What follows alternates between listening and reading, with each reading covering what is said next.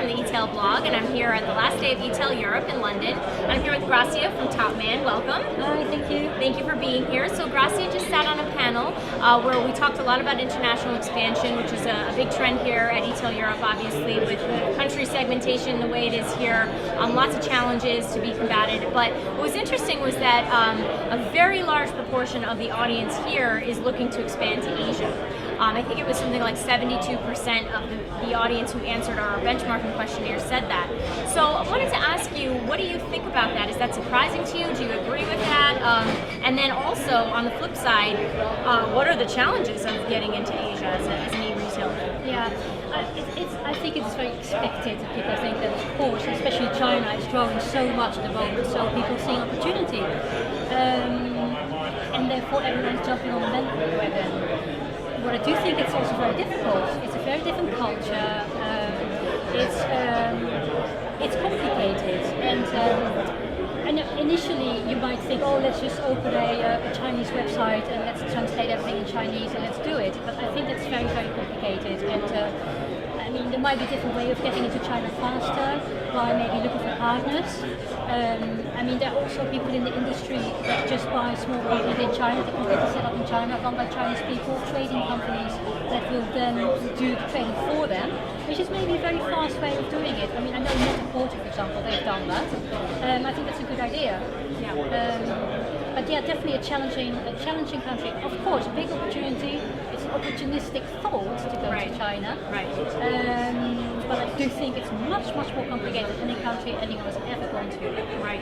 One of the things we also talked about was some examples of different ways that cultures around the world expect to transact and expect to trade online. And you gave an example of Germany, and I thought that was interesting if you could highlight that. Yeah, well, in Germany, people have a very different way of buying products. So first of all, they have still the catalog mentality.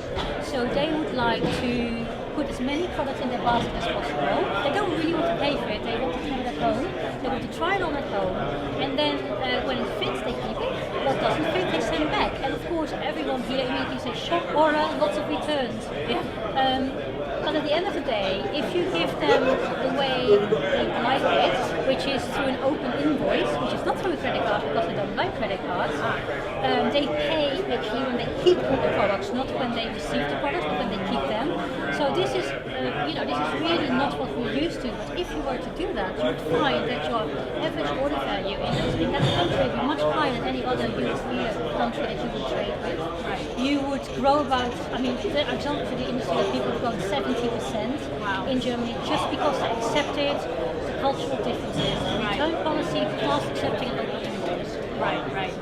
So what about trends like, I know in the US a lot of customers expect to be able to buy things online and return them into the store. Yeah. Is that a big challenge for e-retailers? Yeah, it is.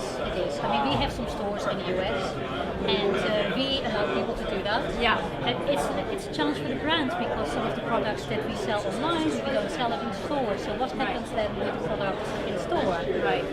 So that's complicated, but I think you have to keep in mind that you want to serve your customer as well as possible. Yeah. And so a customer expects to go to a store and return it. They don't care that it's complicated for you, they don't even understand it. Right. So I think you ought to accept those products in store. Yeah. And there was one other point that was made that was keyed in on, which was someone in the audience asked a question about how do you maintain your brand and the tradition of your brand when, for instance, you're a British retailer who's rooted in this British tradition and people love you for that, and yet you're selling to, let's say, the US market, who maybe they like the brand for those reasons, but perhaps they don't understand some language or terminology. So how do you deal with that? Yeah, I mean, initially we thought we keep our language British because that's what we stand for. But actually you have to be more flexible than that. If you do so, you'll really miss again an opportunity. There are certain words that are just, frankly, in the US not understood, or that mean something completely different. So why challenge that? Why make it more difficult as it already is in a way? And I think I mentioned the example of jumper. I mean, we call sweaters, or whatever you call them, we call them jumpers. You don't want to have the jumper technology on your website because it means something very different for you. Right. So you can still be true to your Britishness and still using the language that the local market understands. You still don't think that takes anything away from being British. Well, thank you so much, Gracia, for joining me and for joining us here at the conference, and we hope you enjoy the rest of it. Thank you very much. Thank to be you. here. Thanks.